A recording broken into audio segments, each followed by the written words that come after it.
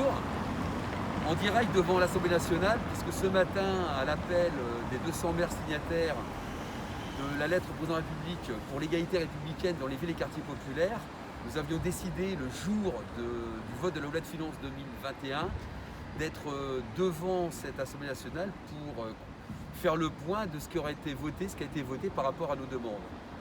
Nous avons également été reçus par le groupe, des représentants du groupe de La République En Marche et puis par des députés du groupe du Modem. Malheureusement, à l'heure que je vous parle, aucun des amendements qui avaient été présentés et votés par l'ensemble des forces politiques au Sénat n'ont été retenus dans cette loi de finances.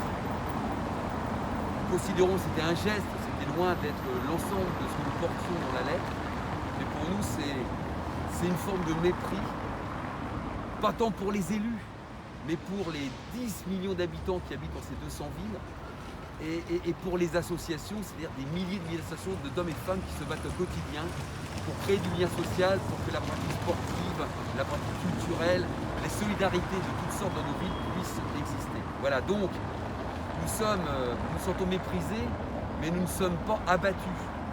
Nous allons continuer avec, je dirais, la force que représente cet appel, avec la diversité des sensibilités, qui était présente ce matin d'ailleurs, à interpeller, à proposer, à agir, avec un premier rendez-vous du Conseil national des solutions, qui sera le 15 février à Roubaix.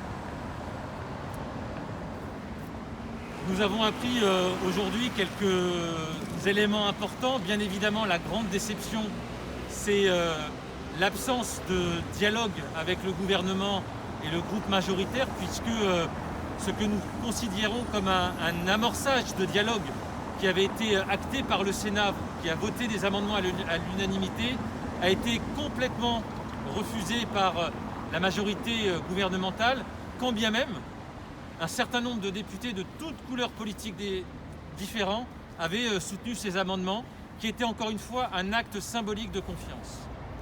Nous avons appris également ce que le gouvernement nous avait toujours refusé, que le plan de relance s'inscrit dans des territoires. Nous sommes très heureux que les DOM-TOM aient eu un plan de relance DOM-TOM. Nous sommes très heureux que nos collègues du bassin minier et les habitants du bassin minier aient eu un plan de relance bassin minier. Nous sommes heureux aussi également pour nos collègues des stations de ski qui ont leur amendement station de ski plan de relance. Force est de constater que c'est donc possible pour certains, mais toujours impossible pour nous. Et donc, deuxième coup donné par ce gouvernement, nous allons rebondir. Il y a un projet de loi de finances rectificative le 15 février. Il y a le Conseil national des solutions.